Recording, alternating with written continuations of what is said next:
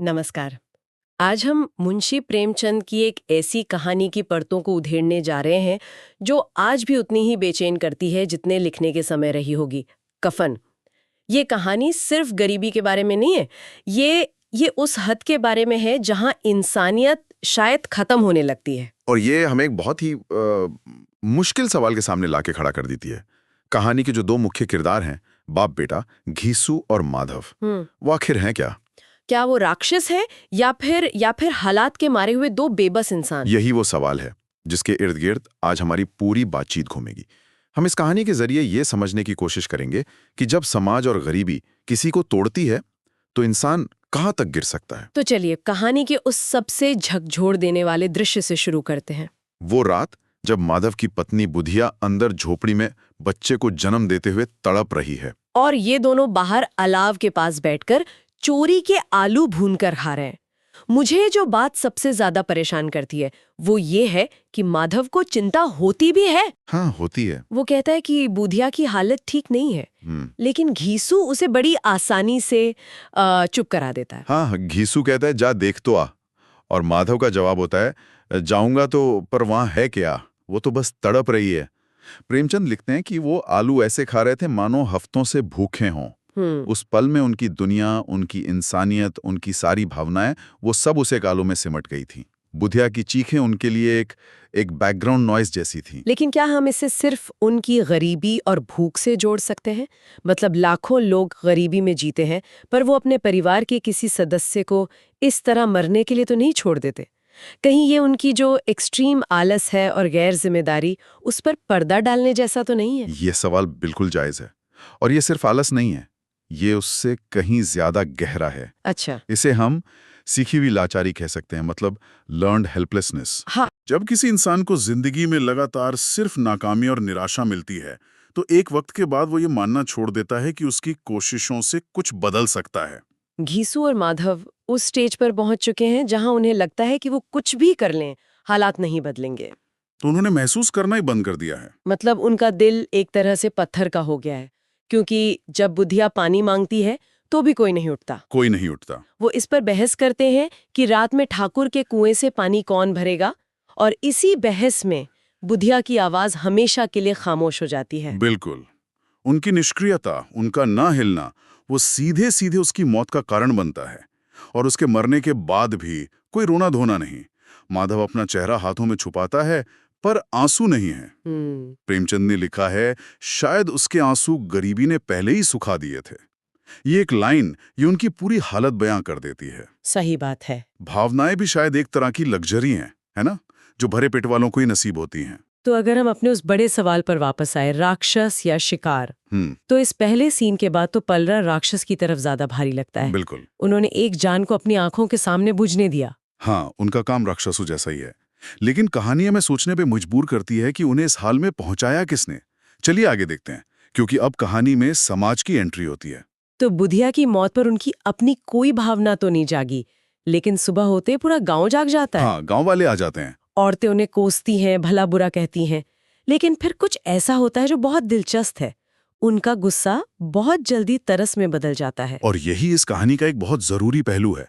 गांव वाले जानते हैं कि ये कितने निकम्मे हैं, लेकिन वो ये भी जानते हैं कि इनके घर में कफन के लिए एक पैसा तक नहीं होगा। तो समाज, जिसे घीसू और माधव शायद दिन भर कोसते होंगे, वही समाज अपनी जिम्मेदारी निभाने आगे आता है। चौधरी साहब और बाकी लोग चंदा इकट्ठा करते हैं। कोई 2 रुपए देता है, कोई 5। देखते देखते 12 रुपए जमा हो जाते हैं। उस जमाने में 12 रुपए एक बहुत बड़ी रकम थी। बहुत बड़ी रकम। और ये पैसे उन्हें कफन और लकड़ी के इंतजाम के लिए दिए जाते हैं। हाँ। यहाँ एक बात गौर करने वाली है, समाज का ध्यान किस पर है? एक मरे हुए इंसान की आखिरी रस्म पर। बिल्कुल। किसी ने ये नहीं सोचा कि इस औरत की मौत शायद इसलिए हुई क्योंकि इसके घर में खाने को नहीं था, या इसके इलाज के लिए पैसे नहीं थे। मतलब समाज ने जिंदा बुढ़िया की मदद नहीं की, लेकिन मरी हुई बुढ़िया के लिए कफन का इंतजाम जरूर कर रहा है। ये बहुत गहरी बात है। तो क्या समाज भी यहाँ अपनी जिम्मेदारी से बच रहा है? बस एक रस्म पूरी करके पैसे देकर वो अपने कर्तव्य की इतिश्री कर लेते हैं। एक तरह से हाँ, वो उस गहरी समस्या को नहीं देख रहे जो घीसू और माधव के रूप में उनके सामने है। वो बस एक तात्कालिक धार्मिक जरूरत पूरी कर रहे हैं। और यही पैसा जो समाज ने एक अच्छी नीयत से दिया है, अब कहानी को एक बिल्कुल अलग मोड़ देने वाला है। हाँ, क्योंकि अब उनके हाथ में पैसे थे, एक जिम्मेदारी थी और समाज का भरोसा भी। लेकिन लेकिन जैसा हम जानते हैं, ये कहानी उस तरफ नहीं जाती। नहीं जाती। वे कफन खरीदने निकलते हैं, लेकिन बाजार पहुंचने से पहले ही घीसू का इरादा बदल जाता है। घीसू एक बहुत ही चालाकी भरा तर्क देता है।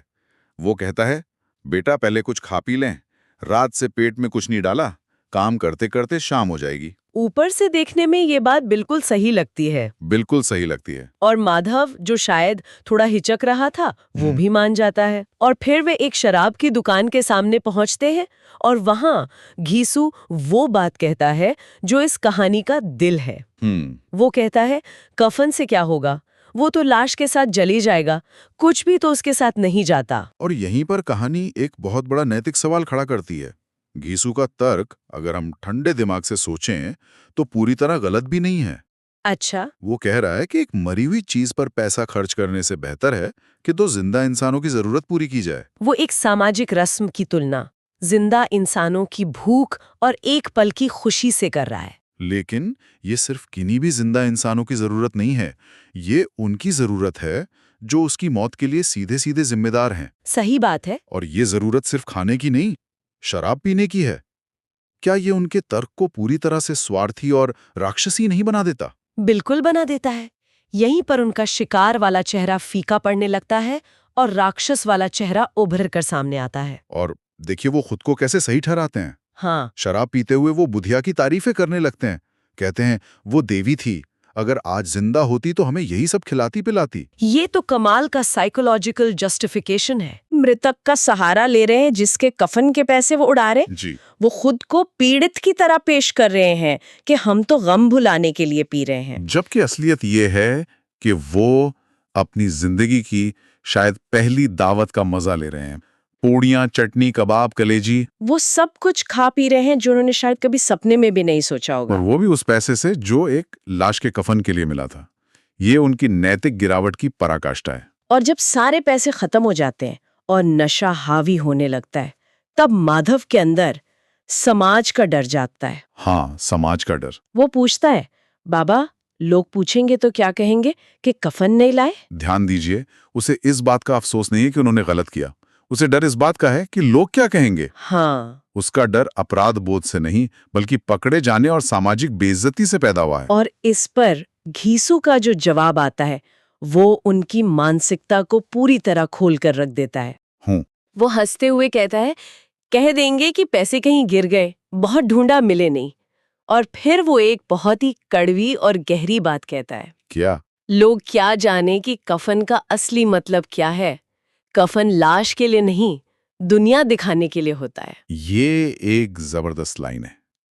एक पल के लिए सोचें, क्या वो यहाँ सामाजिक पाखंड पर टिप्पणी नहीं कर रहा? क्या वो ये नहीं कह रहा कि ये सारे रीति रिवाज, ये कफन, ये सब समाज को दिखाने के लिए है, जबकि असली सच्चाई भूख और जरूरत है? उसने अपने अनैतिक काम को एक दार्शनिक जामा पहना दिया है। तो क्या आपको लगता है कि वो सच में ऐसा मानता है, या ये सिर्फ एक और बहाना है? क्या गरीबी ने उसे एक ऐसी कड़वी समझ दे दी है जो हम जैसे लोगों के पास नहीं होती? मुझे लगता है ये दोनों है। ये उस पल में उसके लिए एक सुविधाजनक सच है। वो उस समाज के नियमों को खारिज कर रहा है जिनसे उसे कभी कोई फायदा नहीं मिला। ये एक बहुत ही छोटा और घिनौना विद्रोह है, लेकिन ये उसका विद्रोह है। हाँ, वो कह रहा है कि जिस समाज ने हमें जीते जी एक रोटी नहीं दी, हम उसके मरने के बाद के नियमों को क्यों माने? तो फिर से हमारे सवाल पर आते हैं, ये जो उनका विद्रोह है, ये उन्हें शिकार के खेमे में डालता है, या जिस तरह से उन्होंने इसे अंजाम दिया वो उन्हें राक्षस बनाता है? ये तो और भी उलझ गया है। यही इस कहानी की खूबी है। ये हमें कोई आसान जवाब नहीं देती। हर कदम पर हमारी राय बदलती रहती है। चलिए अब कहानी के आखिरी हिस्से पर चलते हैं, जब वो नशे में धुत वापस झोंपड़ी पहुंचते हैं। वो झोपड़ी पहुंचते हैं जहां बुधिया की लाश वैसे ही पड़ी है, बिना कफन के, ठंडी और शांत। एक पल के लिए माधव की आंखों में नमी आती है, शायद नशे की वजह से या शायद पछतावे की एक हल्की सी लहर, पर वो भी तुरंत गायब हो जाती है। वो एक क्षणिक भावना है जो असलियत के बोझ तले तुरंत दब जाती है। अब उनके सामने कोई काम नहीं है, कोई चिंता नहीं है, पेट भरा है, नशा है, अब बस सोना है। और कहानी का अंत घीसू के एक वाक्य से होता है। वो सोने से पहले आसमान की तरफ देखकर कहता है, बहू, यदि तेरा कुछ बिगड़ा हो तो माफ करना। हमने गरीबी से लड़ते लड़ते दिल खो दिया है। ये कोई माफी नहीं है, ये एक स्वीकारोक्ति है, एक तरह का डायग्नोसिस। वो ये नहीं कह रहा कि हम बुरे हैं, वो कह रहा है कि हम ऐसे हो गए हैं। वो अपनी हालत के लिए गरीबी को जिम्मेदार ठहरा रहा है। अच्छा। वो कह रहा है कि ये बीमारी गरीबी है और हमारा दिल खो देना उसका लक्षण है। ये कोई बहाना नहीं, बल्कि उसकी नजर में एक कड़वी सच्चाई का बयान है। तो अंत में वो खुद को राक्षस नहीं मानता, वो खुद को एक ऐसा इंसान मानता है जो अंदर से खाली हो चुका है, जिसे हालात ने खोखला कर दिया है। और कहानी यहीं खत्म हो जाती है, एक खामोशी में, जहां बाहर ठंड है, अंदर मौत है, और दो ऐसे इंसान हैं जिनकी भूख उनकी इंसानियत पर पूरी तरह हावी हो चुकी है। तो अगर हम अपने पूरी बातचीत को समेटें तो हम कहाँ पहुंचते हैं? क्या घीसू और माधव राक्षस हैं या शिकार? मुझे लगता है कि कहानी का निचोड़ यही है कि वो दोनों हैं। उनके काम पूरी तरह से निंदनीय हैं, राक्षसी हैं। एक मरती हुई औरत को छोड़ देना, उसके कफन के पैसे शराब पर उड़ा देना, इसे किसी भी तर्क से सही नहीं ठहराया जा सकता। बिल्कुल। लेकिन कहानी हमें उनकी उस हालत को भी देखने के लिए मजबूर करती है जिसने उन्हें ऐसा बनाया।